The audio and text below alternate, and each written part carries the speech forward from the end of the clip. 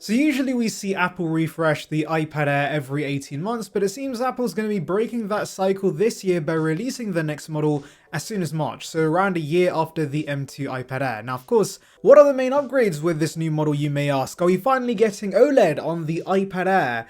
Well, not really. Let's dive in. Reliable leaker Mark Gurman has said the main upgrade with the new iPad Air is going to be a chipset upgrade, since clearly the M2 was not powerful enough to run the brand new calculator application.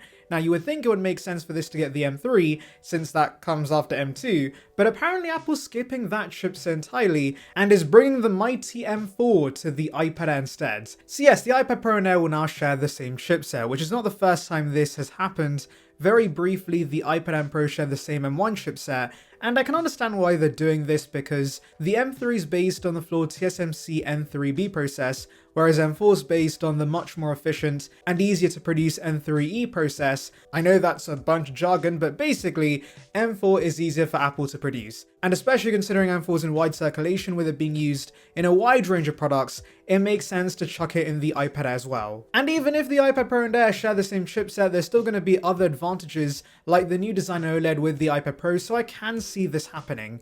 Now, what other changes can we see with this new iPad Air?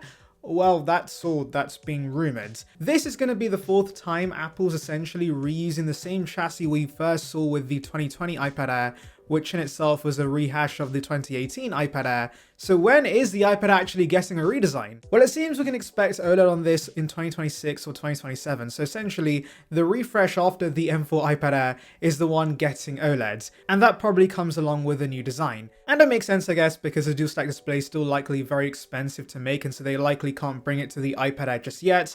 Hence why we're getting another minor refresh. But whilst the iPad itself may not get many changes, we could see a new Magic Keyboard launch with this generation. The code names for these keyboards are R307 and R308, and apparently are going to bring some of the upgrades we saw with the M4 iPad Pro's Magic Keyboards. So maybe this could mean a thinner profile, a larger glass trackpad, and most importantly, a function row. But I'm assuming the aluminium palm rest will stay a Pro exclusive, just so that looks a little more premium. But honestly, I would be happy if the Air gained a function row and a larger trackpad, because assuming this keyboard will be backwards compatible with older iPads, this allows those still using the M1 and M2 iPad Air Pros to get a new snazzy keyboard. Though I will say for the longest time it has bothered me that the Magic Keyboard has a larger camera cutout that does not match with the camera cutout on the iPad Air, so I wouldn't mind if the new Magic Keyboard was solely designed for the smaller cutout on the iPad Air and kills support for older iPad Pro models, just so it looks cleaner. Yes, I care about small things like this. And you know what else I care about? You clicking that subscribe button.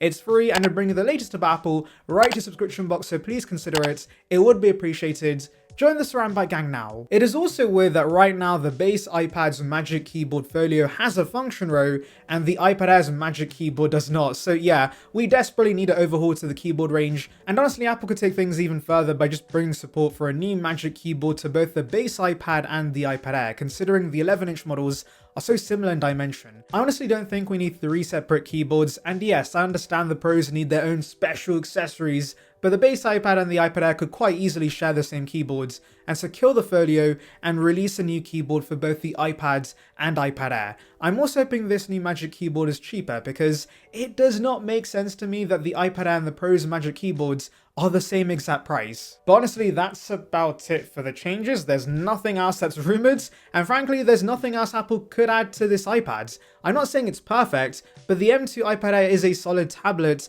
and the upgrades people probably want, like OLEDs, are not coming anytime soon. And so I would not be surprised if they're just giving us a new chipset, just so it makes things easier for Apple's supply chain, since as I said, a lot of products currently use the M4 and M2 is going to be phased out very soon. I'm pretty sure once the M4 MacBook Air launches, the M2 Air is going to be discontinued, and apart from that, I'm pretty sure there's no other M2 products apart from the iPad Air. So yes, moving to M4 makes sense from a logistics perspective. Though I guess we could always look forward to new colors. Yay! I'm so excited. You can see the excitement on my face, right?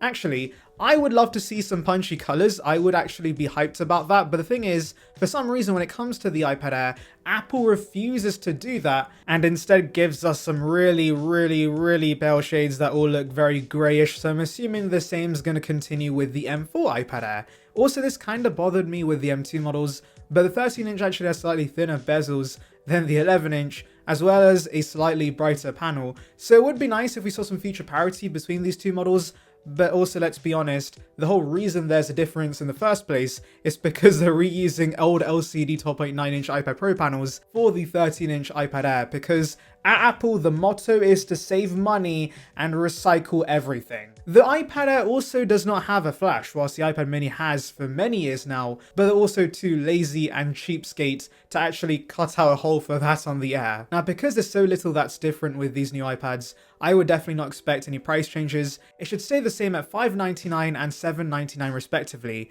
and maybe you could see Wi-Fi 7 on this, but is that really that exciting? Who actually is going to be hyped this has Wi-Fi 7? I'm not. Most don't even have Wi-Fi 7 routers in the first place, but anyway, release-wise, we should expect this to launch at the spring event alongside the iPad 11 and iPhone SE 4. We know this because Evan Blass has actually found evidence of these products in source codes, and usually when products start to appear in source codes, that's a sign they're going to launch very soon. Now, obviously nothing is set in stone considering these are such minor refreshes. Apple could drop them via site refresh, but we've also had very short events before, so maybe they're going to justify some event time to announce a slightly faster iPad Air. And yes, I know the comments are going to say, we don't need a faster iPad, to which I would say, yes, that is very true. The M2 and even the M1 are still plenty powerful for iPadOS, but Apple's totally doing this because they want to simplify their supply chain. Timothy is a supply chain genius after all. Also, this just came to my mind, but the iPad Air does have a fast USB-C port than the base iPad, but it's not Thunderbolt. So that's a random change Apple could give the M4 model, but again, unless you're transferring things very often, it won't make a massive difference. And I would not expect any storage tier changes. We were lucky to get a base 128GB tier with the M2 models, and I expect that to be the case with the M4 as well. Anyway, let me know your thoughts in the comments, make sure to like and subscribe for more content like this, and thank you for watching. Right people, so I thought that we knew everything there was to know about the iPhone SE 4, but as per usual in the world of leaks, we have a new report throwing a curveball at us because apparently we could see the dynamic island on this phone. Wait, what? So yes, pretty reliable leaker Evan Blass shares alleged images of the iPhone SE 4 that's been found in source codes, and we can see there is indeed an island on this. Now that's very surprising to me because rumors so far have been suggesting this will be based on the iPhone 14, which obviously has a notch, and I thought that made sense because Apple wants the SE to look older compared to more modern iPhones, and the notch does exactly that. Going into a store and seeing the SE along